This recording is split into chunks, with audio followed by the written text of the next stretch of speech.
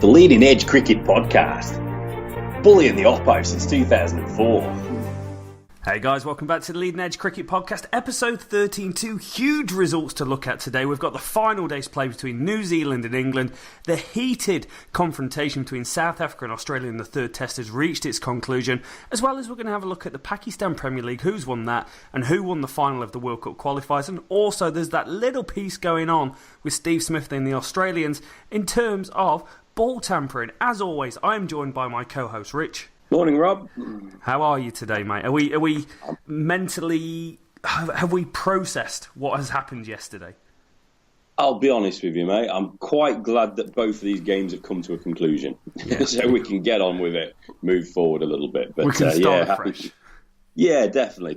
I'm ready to get stuck into to these games. And we'll rattle through today, and then I'm sure we'll dig in a bit deeper on the next pod as well, because there'll be obviously a bit more fallout.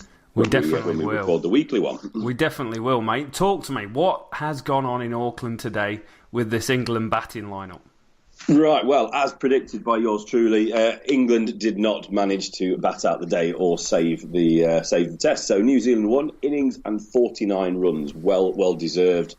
In a way, I hate saying it as an Englishman, but with what happened in that first innings, I'm glad New Zealand weren't knackered up by the weather, and they were allowed to clinch a well deserved victory. So we picked up overnight with Dawid Malan, the man not out, and Ben Stokes sat there waiting to come out as Root was obviously dismissed. Final ball of the day on day 4, wasn't he? Root, it should just be said that that nasty one on his fingers, thumb, wherever it might have been, that could be a bit of a question mark for the next game. But let's hope that gets sorted out. So let's run through. So the fall of wickets. So Dawid Malan, first man to go. He in the 51st over of the innings. He was caught by Trent Boult to Southie 23. He was followed by Bairstow, caught Williamson bowled Astle for 26. I believe, Rob, you may want to talk about Johnny Bairstow in a minute. Oh, Johnny. Moeen, LBW Bolt 28, a bit of a start again, same as Johnny Bairstow. Same as Milan, same as everybody else, it seems, in this order. So Bairstow was the fifth man out.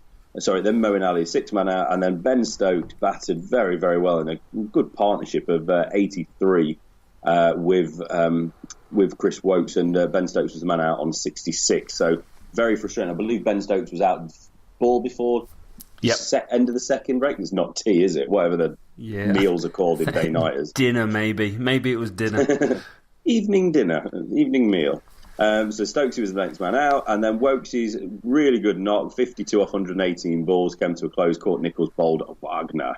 The aggressive Wagner got another one. Craig Overton followed shortly afterwards, and the end was on the cards. LBW Astle for 3, couldn't repeat his first innings heroics. Jimmy Anderson caught Bolt Astle, last man out for 1. Closed it out, 320 all out. So they lost by the 49 runs. Just looking quickly at the bowling figures, Trent Boult 3 for 67, Tim Southey 1 for 86, and 9 for the game for Boult. De Grandhomme, he bowled 24 overs in the Test match, none for 40. Just over 1.5 an over. A great effort from him to give his skipper a bit of control. Wagner 3 for 77, Todd Astle 3 for 39, and Kane Williamson just twirled 1 over, 1 run. That was him. So Trent Boult, surprise, surprise, man of the match. I don't think we can argue with that one. No. A deserved win for New Zealand, Rob. Yeah, a special win as well. First day nighter in New Zealand. Only the 10th time they've ever beat England. And if you cast your mind back all the way to 2013, the last time there was a test match between England and New Zealand at Eden Park, it went down to the wire. And I think it was Matt Pryor and Monty Panesar hung on to give England a fantastic draw. So you can't overstate how big a win this is for Black Caps cricket. Huge to beat one of the biggest teams in the world with the biggest infrastructure, and it's one of the smallest nations in the world getting the win. England, they need serious work before the second test. Batting, it was still sketchy. The footwork was still pretty poor from the team. Stokes looked solid, but some of the shot selection going on in a situation where you're trying to save a test match. Michael Atherton and Jack Russell, if they're ever unsure of how to do it, go back to Johannesburg and watch Atherton and Russell do it, where they batted for 7 or 8 hours. Jack Russell 26 not out against Alan Donald and Sean Pollock, a much better bowling attack than this, it must be said. That is how they need to do it. The one that stands out for me, Johnny Bairstow. He did some good stuff. He batted well in periods, but the way he got out was shocking. He got dropped the over before that Astle bowled, and it was a long hop off a leg spinner, hit the ball straight at mid-on, and Trent Boult dropped a sitter. The next over, it's a long hop. He's mistimed a pull shot again, and this time Kane Williamson's taken a stormer. Just two really, really dumb shots given the situation that you're playing in. And you could say the same for Ben Stokes. He batted superbly, really reined himself in. But then the last over before the break, he tries to play a high cut shot or an uppercut and hits it straight at the fielder. And that's what he's there to do. He's there to bowl halfway down. It's not quick. Wagner doesn't bowl quick. It's 135 to 139 clicks. But it's accurate. And that is what a bouncer is. There's no good in bowling a 160k bouncer if it's not at the batsman's throat or at his body. And every single time Wagner bowls it, it's damn on the money. And it's an option for the batsman every time. Do I play or don't play? Henry Nicholls batted superbly. He left the bouncer well. And the England batsmen are still trying to get into test mode. Yeah, this lineup, it frustrates me. Take Cook out at 2. Everyone else down to Wokes got double figures and above 20s. Yep. 3 half centuries, 4 half centuries. I apologise, and then 20s between the rest of it. Come on, guys! You knuckle down 5th day. What you're not looking to win the game, are you? No. All you're doing is wanting to get through to stumps. A la Matt Pryor, Monty Panazar. Just knuckle down. Just make sure. I'd rather see how many balls you've faced than how many runs you've scored. I know you've still got to play a relatively natural game, but you have to remove those really high-risk shots. So Ben Stokes, I've not seen it, obviously. It happened overnight for me. But Ben Stokes, what on earth are you doing? You can't be dangling your bat at a short ball. Just all you're thinking about is I'm going to make sure that I'm going to sit down, have a bit of food, have a bit of dinner, tea, whatever you want to call it, and I'm going to be back out here and I'm going to pick up where I left off and I'm going to bat for another 188 balls. It's just ridiculous. Bairstow playing, this sounds like the shots he's made. It's almost criminal, getting caught in the outfield when you're trying to save a game. If you nick off to one where you're trying to cover your off stump, you can understand it caught behind. You might just miss time a drive when one's full if you don't quite judge the pitch or the pace. But kind of those are really, really overly aggressive shots, almost one-day shots. It doesn't seem sensible. It's dumb. England need to get in the nets. I don't even know if it is the nets, to be honest with you. I think they just need to have a mentality check. We're not playing white ball cricket at the minute. We're not here trying to smash. Go at 4 and over in a test match. We just need to understand how to bat time again. Cook, Stoneman, Root, Milan next game. They have to learn how to actually occupy the crease. If we lose 1 or 2 wickets, whatever. But just those openers, especially, we need to make sure that we are. Taking our time, working that new ball down a little bit, making sure it's easier for everybody that comes beyond them, and just taking a bit of responsibility. It's always something we used to talk about as when we're playing. It's just somebody needs to take that responsibility, like a Dean Elgar, and try and bat the innings almost. It's just not there at the minute for England. I think it's mentality over technique. Yep, agreed. I do just want to say how great a performance this has been by the Black Caps bowling unit. Sure, the England team is lacking in application, just shockingly. But as a unit, they've bowled fantastically. The first innings is a once-in-a-lifetime situation where they've bowled England out for 58. But the second innings by the New Zealand team is everything this New Zealand team has been built around. There was that stat saying that Boult, Southey and Wagner as a fast bowling trio was the second or third most successful of all time in the history of Test cricket over the last 30 years. So maybe not the history, but the last 30 years. And this second innings was exactly what that partnership has been built on. Trent Boult bowling swing, Southey bowling swing, and Wagner bowling his heart out. If you just want to take a bit of that passion that he's got, inject it into a few of the England players, and go, this is what Test cricket means. You should have seen it. There's the passion and emotion on his face. If you could just bottle it and put it into a few players, that's what it is. And just a top performance by those three. De Grandhomme going at 1.6 and over. How valuable is that to a captain that you can bowl him from one end and your spinner going at 2.4 and over the other end, and they're not going anywhere. They're not going anywhere, and they picked up 3 wickets between them. It's perfect. Oh, it definitely. We take absolutely nothing away from New Zealand. You know, we really do see what a good side this is. I think if they weren't in New Zealand, no disrespect, Rob, but it's a little bit of an international backwater, isn't it? Yes. Just there's the focus isn't there on New Zealand unless it's a Lord of the Rings time. So it's sorry, I deserved a little chuckle from you there at least, Rob. Come on. Sorry, mate. Sorry. Jeez, bloody hell! Sorry, Hobbitland. But it was a 1-11. Well, maybe not Ravel. I think that's probably the only person that's not really massively contributed. But he might have been a great guy in the dressing room, so I'm not going to criticise him too much. But everybody's contributed. You know, Nichols could be a bit of a question mark. You know, in that top 6, 145 not out, done well. Watling's come back in the team, got a 31. Took his catches, looked tidy behind the stumps, I believe. Yes, he did. Yeah, fair play to him. Good lad. And then you look at the other guys. Astle, question mark. Didn't bowl in the first innings, second innings, 3 for 39 off 16, under 2.5 and over. Really well bowled. Wagner, I don't think there's a question mark, but he was there. De Grandhomme, great control with the ball. Didn't quite do it with a bat, but he was on the verge of doing his job for his country, wasn't he? Batting sensibly, and then he was about to open up to get on with that declaration in the first innings. So everybody's looked good. The selection was spot on. The spinner did his job as well, because that was the question mark whether to go in with a full seam attack or use Astle. Yeah. So everything's there. We don't have any question marks. I think Ravel gets another go in the second test. It would seem madness if he doesn't. But for England, there's question marks everywhere. We've got question marks at the openers. It was a little bit rough of us questioning Stoneman after he got 55, but at some point we're saying he has to go on and make a big score. That's the bigger picture, isn't it? That Stoneman question is... It's not solidified at the top. No, absolutely. But at the moment on this tour, he will play the second test. Cook will play the second test. Yeah. Root, fingers all, hopefully everything's okay there. He will play and hopefully bats at 3 in the next test. Milan, he's done so well this winter. He will play. Stokes is a question mark. Can he bowl? If he can't, I don't see potentially, is he fit enough to play another test match? Yeah. Is it the right call to make him, play another test match, even though he did bat pretty well?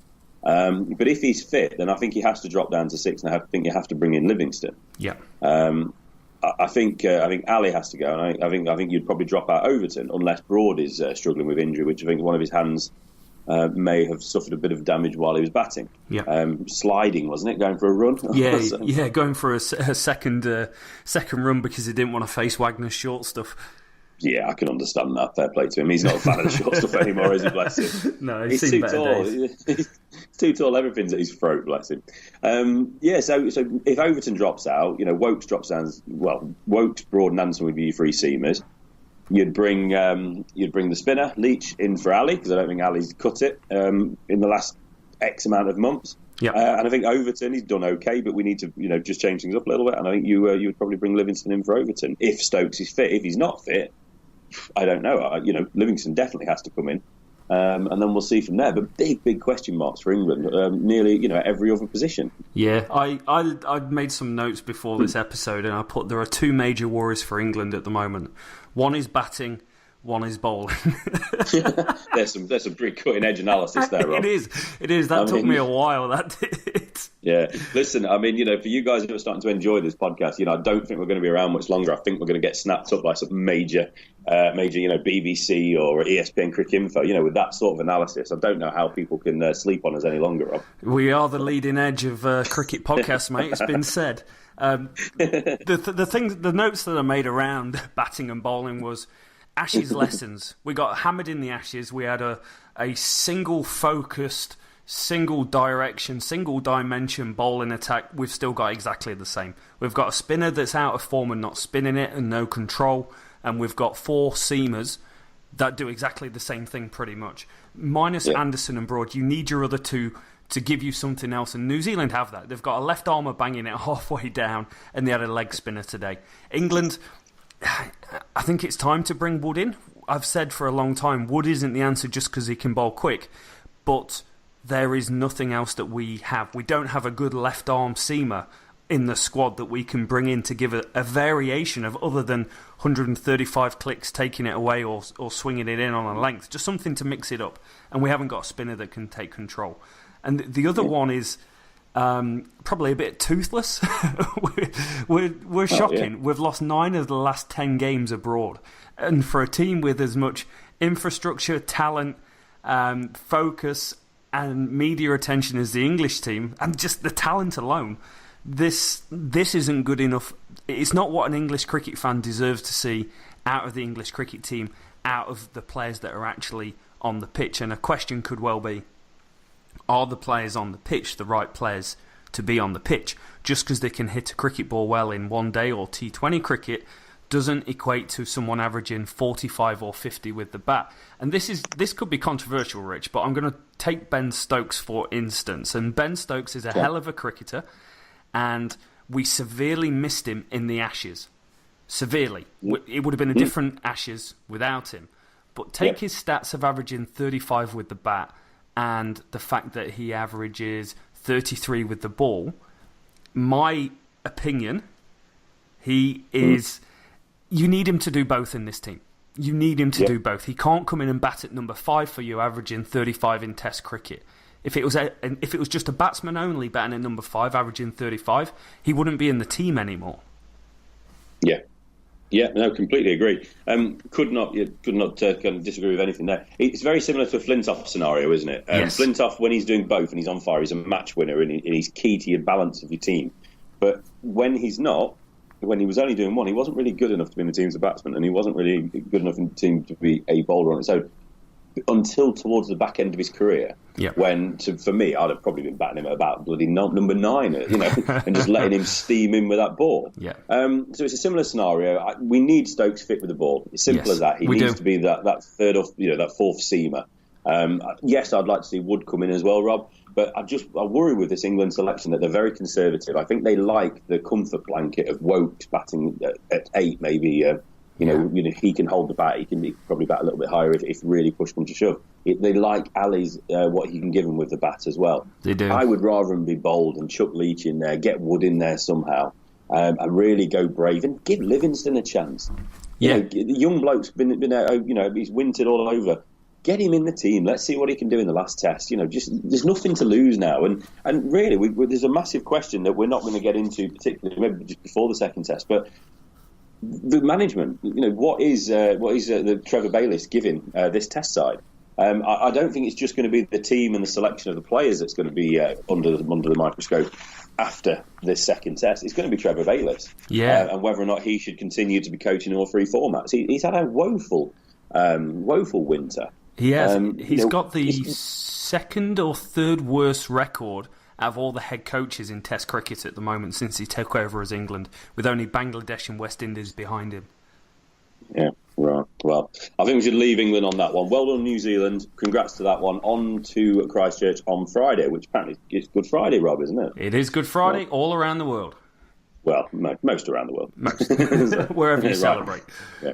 Right, let's get digging into it. South Africa, Australia. South Africa, brilliant. What a great day's cricket this was on the fourth day and final day. South Africa, they've won this third test match. They're 2-1 up. They've won by 322 runs. What a brilliant day and just experience for Morne Morkel. Soon to be retired Morkel. He's called this probably just a highlight of his career. He was sensational. So let's just get into it. So where we were, first innings, 311 for South Africa. As we spoke about, Dean Elgar, I think he got 141, carried his bat. 255 for Australia. So obviously a nice lead for South Africa in the first innings. They went on to then get 373 in the second innings. Markham 84, De Villiers 63, 65 for de Kock. Philander 52 not out, well battered as well. Solid. Really did well. Yeah, but Australia wrapped that tail up, and credit to them. Australia, 3 wickets apiece for Hazelwood and Cummins, and Nathan Lyon as well, and then Stark just chipped in with 1. Stark's not quite been himself in this test match, but Cummins has bowled really well, and Hazelwood's been his steady self as well. Yeah. Good scorecard again from South Africa. I don't think we need to go into it too much. I don't think there's anything overly dramatic in that innings. Just nice batting from people. I mean, De Villiers is the top run scorer in the series so far, so it's great to see him do so well. So, on to the Australian innings. 107 all out, Rob. Oh, I love it. I love it. Honestly, we're going to get into it because of what's happened in the last couple of days, but it's just been brilliant. It took him a little while to get stuck in. And 57 was the opening partnership before Bancroft was run out, and he had the best... I say best. He probably is not looking at it as the best, but the reception he got, and then when he was walking off after his run out was hilarious. I've never heard such boos at a cricket ground. The Newlands crowd were on fire. They were having the greatest time. They're probably at one of the most memorable days of cricket that they'll ever have. Yeah. Everybody that was in that stadium. Davey Warner, 32. He got himself out. And it was Maharaj as well. Maharaj, he suddenly jumped in and got 2 wickets in 2 balls. Was it 2? Yes, it was 2 wickets in 2 balls, wasn't it? Khawaja and Sean Marsh. So that really got things rolling. And then Steve Smith. It was quite funny. On the commentary, they showed Steve Smith's dismissal in the first innings, and literally as soon as they clipped away from that, the ball came down from Morkel, and he did exactly the same shot. It was almost... They couldn't have planned it any better. And again, Steve Smith, as he was dragging himself off the field, the biggest boos you'll ever hear. It was just proper pantomime stuff, so really good fun. Keep going through it. So Marsh had gone at this point. Steve Smith gone. Mitch Marsh was next. Again, Morkel, fantastic. Tim Payne came in at this point, 9 not out. He carried his bat, 27. And then the final 4, 0705. It sounds like an area code. Cummings gone, Morkel. Stark, Morkel. Lyon, another good run out. Bavuma, why they were doing this run? I mean, Tim Payne might have got a not out, but he certainly threw Lyon under the bus. And after Lyon got 40 in the first innings, I don't know why he was trying to keep the strike away from Lyon. And Hazelwood was the last man out, so 107. They did well to get above 100, and I think it would have been fitting if they had have been dismissed for about 98 or something like that, just to get under that 3 figures. Yeah. With the ball, Rabada 1 for 31. Philander only bowled 6 overs, none for 17. Maharaj 2 for 32 off his 12, bowled really well and really opened things up. But Morné Morkel, he was man of the match in the end. Brilliant. 5 for 23, 9.4 overs. He was unplayable. He was digging it in. He just looked really aggressive. But there was just a quick moment on Morné Morkel as well. There was one moment where one of the balls reared up and Mitch Stark mistimed a hook. And it hit him on the temple, so it hit him on the helmet, and the padding in the back fell off. And Morkel went up to start. There was no staring, no glaring, no aggressiveness. He went up and just checked on him, little nook, and made sure he was all right before he walked away. So it was nice to see that in a sea of negativity, in a sea of stupidity at the minute. It was nice to see a little bit of positivity and a little bit of sportsmanship there. Yeah, definitely. So Morkel, 5 in the second innings, 9 for the match. Unbelievable. Love him. I just think what a fitting way for him this would be his last Test match at Newlands. Perfect for the man. He said it's the greatest day of his life of playing at Newlands, which is his favourite ground, favourite crowd, obviously, and for South Africa as well. Like everything that's going on, you forget they're the nation that kind of feel a bit hard done to at the moment, because has this been going on every single Test match, and for them to have this moment of coming back from 1-0 down to leading 2-1, Smith's out the 4th Test, and Morkel, absolutely fantastic. Absolutely love him as a bowler, and just super chuffed that he's had this moment, because this is that one moment that will live with him for the rest of his life. Yeah, it was the occasion, it was everything. It was just the crowd as well. Everybody got into it. It was just superb, mate. It really was. And it was such a deserved win as well. And I can't see anything other than another win in the next Test match. I think it's at Wanderers for South Africa. I think it's going to be a 3-1 win. I just think Australia completely frazzled now. Smith looks like a shadow of himself just with what he's carrying around with him. Yeah. Bancroft is slowly just shrinking into a small boy. And David Warner's certainly not going to be chirping, and that aggressive nature is going to be vanishing very quickly. Jumping onto that nonsense, obviously we spoke about it in the last podcast. Tim Payne is captain. It finished this game. I would be shocked if anybody else other than Tim Payne maybe takes the reins for next game. Smith was, in the end, he was 100% of his match fee was fined, and he's also been given a 1-match suspension, which I assume will be the 4th Test. And Cam Bancroft has lost 75% of his fee. I think he's got 2 demerit points, and so he doesn't get a ban yet. So it's going to be really interesting. I think the next Test is just going to be played out. There's probably going to be a couple of changes in that Australian side. Obviously Smith, if he doesn't play. But I just can't see them getting anywhere. They may as well fly home now, to be honest. Yeah, it is. The they need to identify who is part of this ring, this senior leadership group, because everyone's being tarnished at the moment, and it's come out that it's not all the senior leadership team that is part of and in cahoots with what's gone on. So they need to be very clear, very truthful, who is identified as being part of this issue, and get them out that next test match. That's the best thing they can do for PR, is get them out the series, play some of the young lads, give them some experience. It is kind of feeding the young lads to the fire, because the next South African crowd is going to be ready to eat them up and chew them and spit them out. But you make your bed, you line it, boys. You've done this, and there's more and more reports coming out that potentially they've been doing this a while. There's starting to be talks that it was going on during the Ashes with David Warner's finger tape. He'd been using that.